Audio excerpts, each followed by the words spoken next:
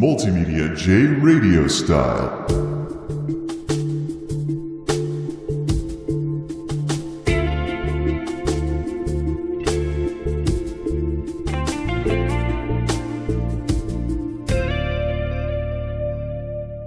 Ladies and gentlemen, welcome back to the wonderful world of analog audio, right here on MultimediaJay radio style. I'm using my old Optimus mic, and I hope this doesn't sound too crappy compared to the Blue Yeti, but I've been playing around with the settings on the on piano and the audio station, and I totally could have a setup like this going on either this machine or my main machine with a Shure SM-58 in a little tabletop microphone stand and do things this way as well. But hopefully I don't take too much of a hit as far as sound quality goes. Now, let's talk about where I'm going from here. Now, I have a nastygram all ready to go for Blue if I don't hear back from them by end of business today. A nastygram was meaning like nasty letter and stuff along those lines. And so I've got something like that in the works for sending to Blue about their non-response to my support ticket when I'm asking something, when I ask for a simple quote. So if I don't hear back from them by end of business today, which is when I go into work, when I get home from work, I've got a little something to write up to say, hey, you know, I asked for a simple quote instead of an RMA because if you folks don't want to do anything, I'm going to try and fix this myself, and I will never buy another Blue product ever again. Like I said, Blue products are what I like to call they're miniaturization devices. Basically, what happens is a company takes something that formerly would have been for people who have for professional equipment, and then makes a smaller version for nerds and computer users. The problem is us nerds and computer users are often razzle-dazzled by these products, and we don't realize for a while, at least for a while, that we could just get the main version of what these products are based on. A classic example of what I'm talking about here is Klipsch Pro Media speakers. For the longest time, Klipsch Pro Media, back during the heyday of the Klipsch speaker series, is when Klipsch's were the best computer speakers you could get, and Logitech was just a copycat, before Klipsch left the market because they didn't want to follow Logitech with their race to the bottom in terms of cheapness goes, and Logitech speakers have always had an element of cheesiness to them, whether they overemphasize an out-of-control subwoofer for all those people who think bass is everything when it comes to sound quality, or something else.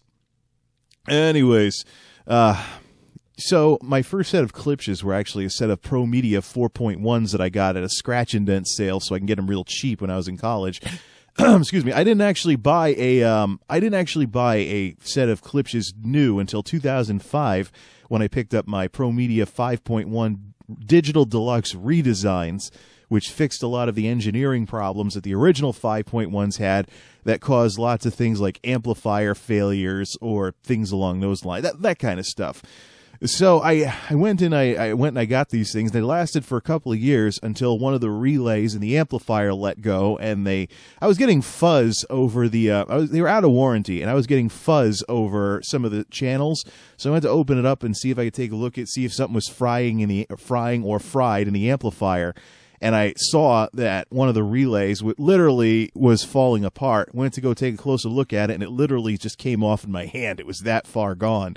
But relays represent one of the few sources of mechanical action, aka moving parts, in electronic devices. So relays go on a lot more regular basis than solid-state components. So, yeah, the Achilles heel of those Klipsch's was the relay. Just like the Achilles heel of this Blue Yeti microphone that I'm looking at that's now just a classy paperweight is the horrendous itty-bitty USB jack, and no other way whatsoever to get audio out of this thing if the USB jack breaks.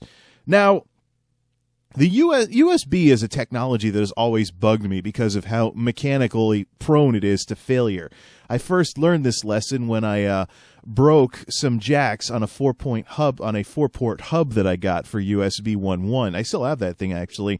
The plastic bit on the pins came off, and it really shouldn't be plastic. There should have been something a lot sturdier in there, but a lot of budget manufacturers use cheap plastic and stuff like that. So I went and I learned that lesson the first time with that hub that I broke. Then I built the Silver Bullet, my first computer, and I blew out the USB ports on the front of the case in less than a year because they were cheap, so they were pins only, and I had to disconnect the power from those, too, to not risk shorting anything out. Yeah, but definitely It was a mess. It was a total mess, and I was worried about, for those thinking I might have abused this microphone, no, I haven't. I've been worried about this micro USB jack thing from the very, very beginning.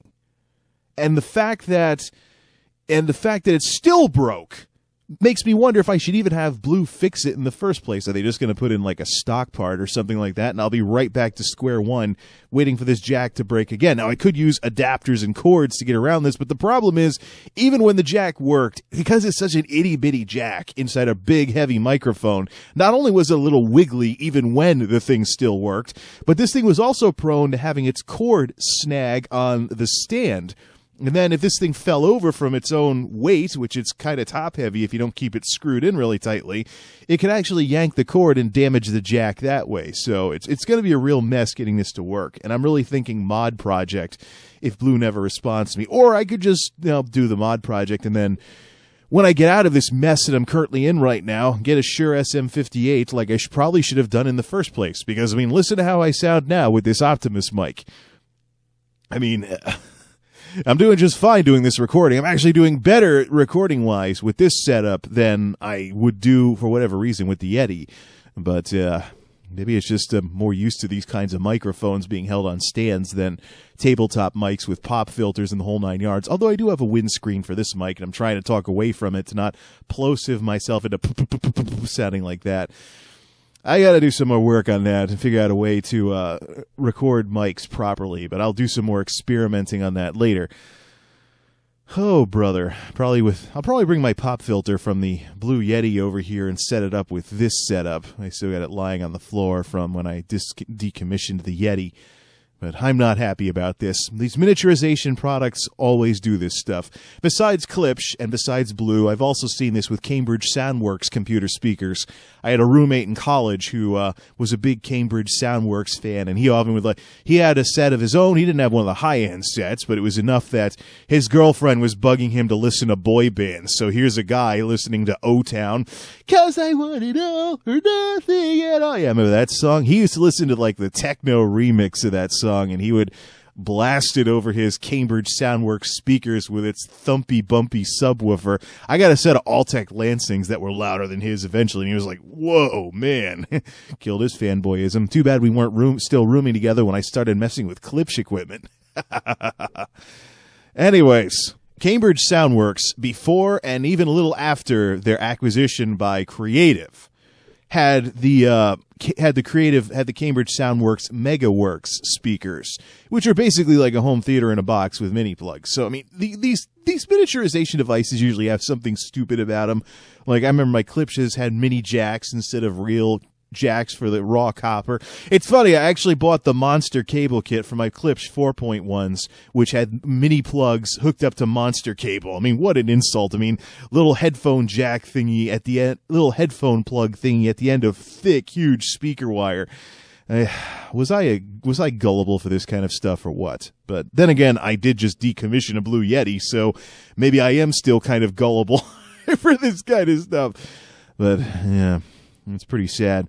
Less than 2 years out of something that costs as much as an SM-58. Now here I am on an Optimus piece of junk Radio Shack mic with a dinged up, scratched up case and a permanently attached cord. Doesn't even have a standard XLR thing. And yeah, I think I'm going to go, here's the thing. Right now, I'm getting smashed to pieces by seasonal expenses. I have no idea how much or little money I'm going to have after this, and this is going to be another segment that I talk about where I give an update on this depressing situation that I'm in. But after this is over with, I want to see how much money I have, see if I can squeeze in a Shure SM-58 at the expense of living off of dollar store soup or something for an undisclosed amount of time, but it's sad. Everything good that I have is from before the layoffs, and this microphone, which was my most recent purchase, has been the first to go. I am just not happy with this at all. I had big plans for this microphone if it really was all it was cracked up to be. But apparently, some people out there are actually having some issues with these microphones very similar to mine. Of course, some of you have chimed in here on YouTube about this. here on YouTube, and I've actually read reviews of this microphone that mention sometimes users have this thing die in as little as 6 months. And I'm not just talking like the USB jack breaks. I'm talking like the internal electronics completely let go, and the thing really is a paperweight. See, I could theoretically hook this microphone... Probably should take it somewhere else besides over here so I don't knock any more mic stands. But I could theoretically hook this microphone up with a very carefully wired up connection and be very careful not to wiggle it. But why go to all the trouble? I mean, I've gotten so much better results out of this Optimus piece of junk in terms of reliability. And, well, it's still not too late to get an SM-58. Just got to get an XLR cable to go with it and a windscreen. I can probably use the pop filter from the Yeti with it, and just go with that. Yeah, I'm sure there's probably some AV geeks out there who will be making fun of me for not just going with an SM-58 in the first place. But sad to say, sometimes I'm too nerdy. I mean, I'm sometimes attracted to features that I might not use. Like I think only once I went outside, walked over to a river nearby, and I used my netbook and the Yeti to record some footage of that. But maybe I should just go on SM-58 in the first place. I'm certainly not happy with how this Yeti situation has turned out. Then again, I'm not happy with how anything has turned out. I'm getting smashed to pieces by seasonal expenses right now. These were seasonal expenses that I wasn't supposed to put up with at this wage level, but sadly the warehouse fiasco has become what it is, and I somehow have to find a way to not end up on the street now, and it's awful. And I'm not happy with anything right now. Then on top of all this, when I talked about this whole Blue Yeti fiasco, I had some people unsubscribe on here because of that video. Very nice, very nice. Such class. I mean, yeah, sure, whatever, people. Go find somebody like Patrick Norton, who never has anything bad to say about anything or any real criticism, like just get business class internet. That was one of my recent rants on my blog, MultimediaJay.wordpress.com. I have become such a blogger these days. Then again, John C. Dvorak used to do something similar to this on Cranky Geeks back when that show was still going. He'd always be like, when he was on Twit too as a guest host with Leo Laporte, he'd always be like Dvorak.org/blog, Dvorak.org/blog, and he kind of made that into. I guess I've kind of picked that up from him with my own blog site, with my own blog, MultimediaJay.wordpress.com.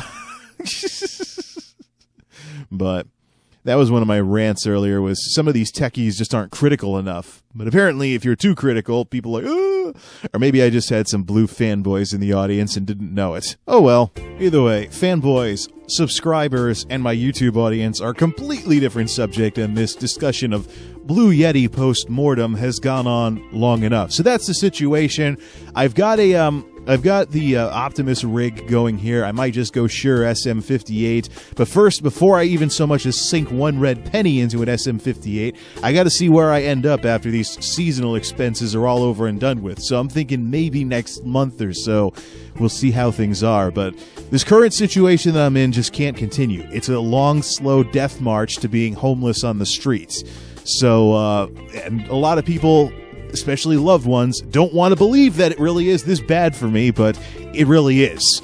More on that later. This has been Blue Yeti Postmortem. Next Radio Style will be about the update on my situation and just how even more depressing it continues to get. Till next time, this is Multimedia Jay signing off. Thanks for listening, and thanks for stopping by.